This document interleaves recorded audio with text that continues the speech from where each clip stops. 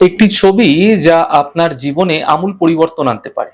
আপনারা অনেকেই গৃহে ৭টি ছুটন্ত ঘোড়ার চিত্র লাগিয়ে রেখেছেন, কিন্তু এতে কোনো ফলাফল আপনাদের মিলছে না। কেন মিলছে না?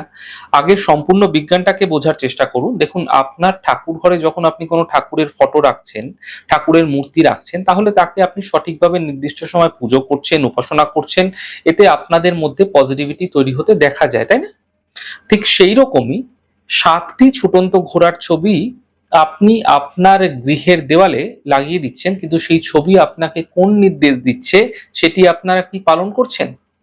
দেখুন, এই ছবিটি আপনাকে বোঝাচ্ছে যে সূর্য যখন উদয় হচ্ছে, অর্থাৎ ভোরবেলা সূর্যের উদয়ের সাথে সাথে ৭টি ঘোড়া আপনার দিকে ছুটে আসছে। তার মানে সূর্যের যে ৭টি রঙের ছটা, যেটাকে আমরা বেনিয়া সহ কলা বলে থাকি, এটি আমাদের শরীরে থাকা ৭টি চক্রকে দ্রুত অ্যাক্টিভেট করতে সাহায্য করে।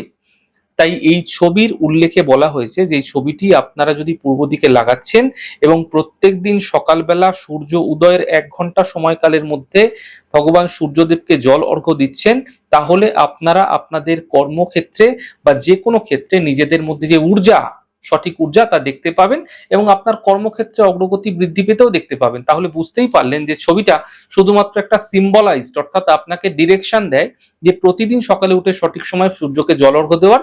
তাই সঠিক কর্ম সঠিক সময় করতে হবে, নচেত এর ফল আপনি সম্পূর্ণরূপে কখনোই পাবেন না।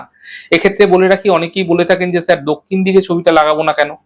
আমি আপনাদের ব্যাখ্যাও দিয়েছি, বিশ্লেষণও করেছি যে সূর্য পূর্ব দিক থেকে ওঠে এবং যে চিত্রটা আপনারা লাগাচ্ছেন, যে চিত্রটা আপনারা ছবিটা লাগাচ্ছেন, যেটা সেই ছবিটার মধ্যেও ৭টা ঘোড়া যেটা ছুটে আসছে দেখাচ্ছে, এই ৭টা ঘোড়া সূর্যের ৭টা রঙকে বোঝাচ্ছে।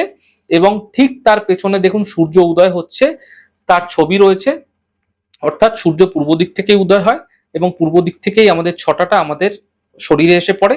তার মানে ছবিটা সর্বদাই কিন্তু পূর্ব দিকেই লাগাতে হবে।